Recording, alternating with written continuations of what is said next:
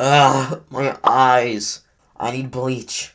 I just can't unsee what I've seen. It's in my nightmares. Oh god. Oh god, why?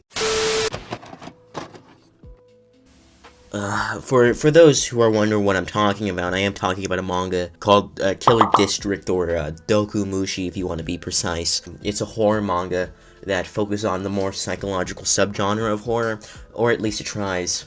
It tries so hard. In fact, it is so unbelievably messed up for the fact just to be messed up that I decided I wanted to make a review on it, just to drill into this and take out all my anger on it. So today, on the second episode of Crazy Hatter Reviews, I will be doing so, and I will review this manga. Yeah, I'm gonna go through the whole thing. Hopefully it's good. I do have some disclaimers to say, though. If you have a weak stomach for gore and have gone through some traumatic things, I would say don't watch this. And in fact, if you want to keep your innocence that I so dearly want back from this manga, don't watch this.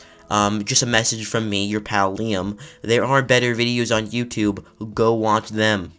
Oh, and before we get into this, I am copying Anime Man's video and idea, so the link is down below. Now, with all of that being said, let's get into the manga that wants to be real, Doku Mushi. We start off this amazing manga in the main character's room. We learn that our awesome and amazing protagonist's name is Renji Shigura, and he's looking for a person named Mary, which we can guess is his girlfriend and or sister, no judgment here, from the picture in his room. But, oh no, it seems that Mary has gone missing. Oh, what will he do? Oh wait, no one cares, because this is barely brought up in the rest of the manga, and we can just skip this and nothing will change. Literally nothing will change. All you need to know is that Mary is his girlfriend, and you got the whole thing. See, this was a good opening to a manga, and I could see where this was going, but instead, it didn't go that way. Instead, Renji, our main character, gets a knock on the door, and instead of it being Big Bird, we get a cutaway. To a school! Our empty husk of a main character wakes up in a room with 7 other people. But this group of survivors cuts no corners, instead we get right into the introductions. Instead of giving you the manga's introductions, I shall give you mine. Ahem. We got Know-It-All that comes off as a chill and relaxed guy. Chad, Dominatrix, Crazy Bitch. Simp, Beta Male, and Lolly. After introducing the cast of survivors, the manga outright tells us how they got there. The manga tells us that they all opened a door to a saleswoman selling the next line in Axe body spray. And it being Axe body spray, they all take the chance to spray it all over themselves so they can get that mad puss. But instead of a good night out on the town, they all wake up in a school during quarantine, so of course it's gonna be abandoned. They then decide to split the party like it's Scooby-Doo to explore the abandoned school. Alright, let's list what the survivors found. No glass. The windows are reinforced with steel. Running water. Security cameras. Big-ass timer. And a murder room. Wait, a murder room? What the fuck? The room that looks like it came out of a Dexter set has features like a meat cleaver, a stove pot, and the whole floor is covered with tarps so that your murder spree does not get all messy. Then our merry band of survivors go back to the first room to discuss what they have seen. They put their small brains together and figure out that the person that's watching them wants them to mutually slaughter each other and eat each other like it's the worst Thanksgiving party you've ever seen. But that's not all. Their intelligence score also reveals to them that the timer is counting down from 7 days. And the group also figures out that they can live the 7 days without eating since they have running water. And here, boys, is where the manga takes a fat dip. If you haven't guessed, the characters suck.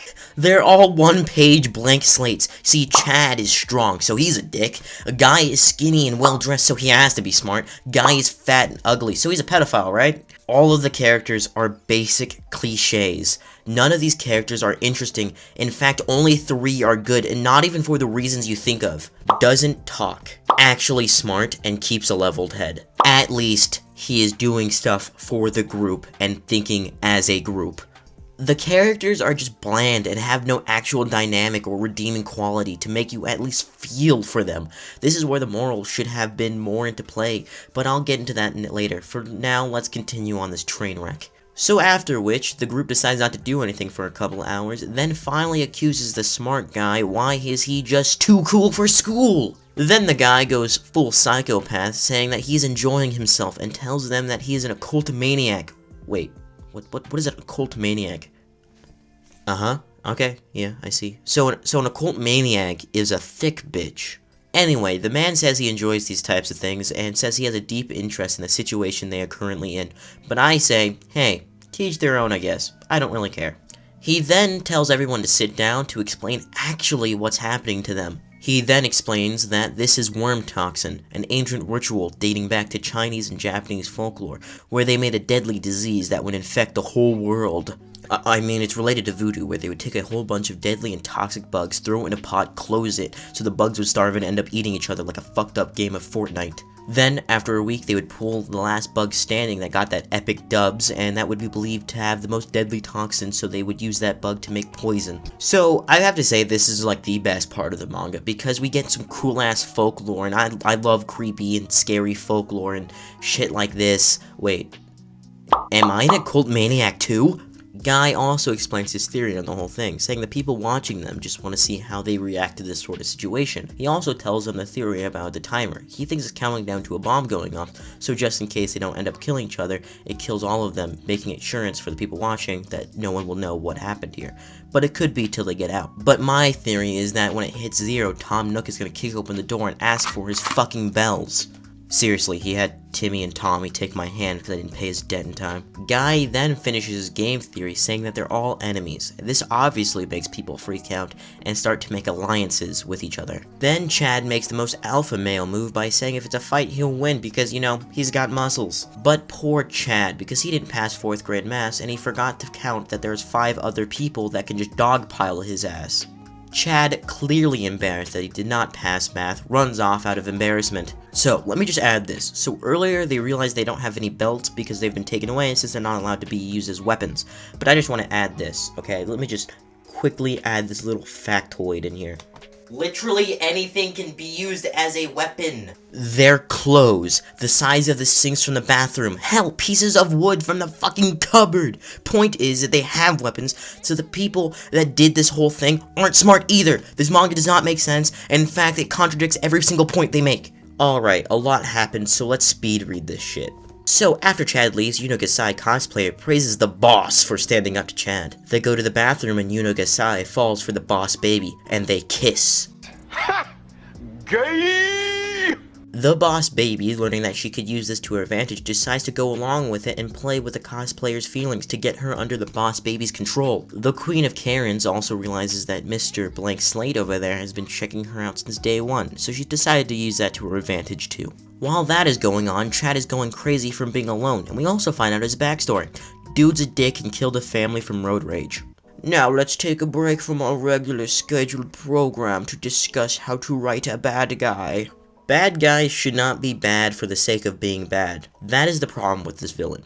That he has no redeeming qualities. They tried with getting us to feel for him because he killed a family and is haunted by it, but he's still a dick just to be a dick. So you still hate him because he doesn't change at all. The manga gives us no choice but to hate him. If you really wanted to write him well, then you should have gave him something that actually made us feel for him. Maybe he lost a child. Instead of killing a child from road rage, maybe he lost a child and it made him resentful.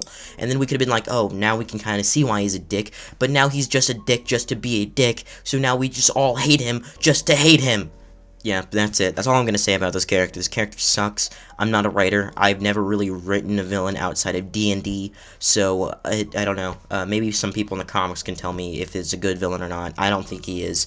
But yeah, that's all I'm going to say. Now back to our regular scheduled program. While that was going down, Yuno Gasai gets kidnapped by Chad, and things happen to make this manga fucked up for the reason of being fucked up. The next day comes around and Mr. Blank Slate and the Queen are trying to figure out what happened to Yuno because she never made it back. They go look for her and find out what happened and hate Chad even more. The group then discusses what they shall do about their alpha male problem. They decide to use Mr. Blank Slate's string from his jacket because remember, no weapons. They then decide to tie him up if anything happens. They also figure out the Queen is his target. Cut to the next day. During the night of the 6th day, Yuno Gasai decides to go full yandere and decides to off the bitch, arming herself with a string. She goes upstairs to kill the Mega Chad. Joke's on her though, her strength skill is at -4, she rolled a 10, and Chad's AC is a 7. While the battle of the Chads is going on, Mr. Blank Slate decided to go up to the 3rd floor to test the vents. Note: why didn't they go to the vents sooner? I feel like that should have been their first option, to test the vents. The ventilation, how they're getting air throughout the building. Like, why didn't you think about it the first thing? You're just dumb. The whole cast is stupid. They're utterly stupid. Yeah, okay, that's all I'm gonna say. I'm gonna continue on. That's all I'm gonna say. After testing the vents, our empty husk of a main character hears the commotion of the battle of the Chads going on the floor below him. Our empty husk of a main character rushes down to the floor below to aid Juno in killing the Chad. With the combined forces of Yuno and our main character, they end up overpowering Chad and basically hanging him. After the whole event, the group then hears what's going on and goes to check it out. The group has discovered that Chad is dead and move his body into the meat room. Rest in peace, my dearest Chad. Rest in peace. Later, our empty husk of a main character, or Mr. Blank Slate, walks in on the girls changing, then goes into the bathroom to think about it. Soon after, the queen realizes that she has gone kinda too far with Yuno, and being more scared of her allegiance with her than being safe with it. After some encouraging words from our lolly friend, our queen then picks herself up and decides to get Mr. Blank Slate on her side by going into the bathroom and doing the sax with Mr. Blank Slate. After the events transpired, our empty husk of the main character walks out of the bathroom with the afterglow of just doing the sax. But what is this? The crazy bitch knows exactly what has happened and is not happy with our main character for having sex with her goddess. And guys, we have finally reached the end of the first 2 volumes. Okay, now we've gotten all through what has been written, the only 2 volumes that are out right now, so I would like to give credit where credit is due. So I think the concept is cool. I like the concept. I love the concept of being people having to be forced with their morals. They're stripped of everything and have to, figure out what's right with their situation. They have to adapt to the situation to figure things out, whether to kill somebody or not to kill somebody, to eat them or not to eat them, to just endure the 7 days with no deaths, or to dig into your instincts a little bit and to actually go through with something. But with this manga, the execution of that idea is just garbage. This manga is fucked to be fucked. There isn't big moral choices. They just murdered somebody just because he was a dick. They just murdered him because the character was terrible. The writing's terrible. And see, in other cases, this idea is awesome and interesting, but this is bland and boring. The characters, they don't act or feel like real people. They are like Oblivion NPCs. Characters don't act like humans. I mean, at least one character does act somewhat like a human, the Queen of Karens, and that's only because she is acting out of her self-interest. She is making alliances. She is setting up things to help her get her way, and that's how every single character should be acting like, but no one is, and she's the only one.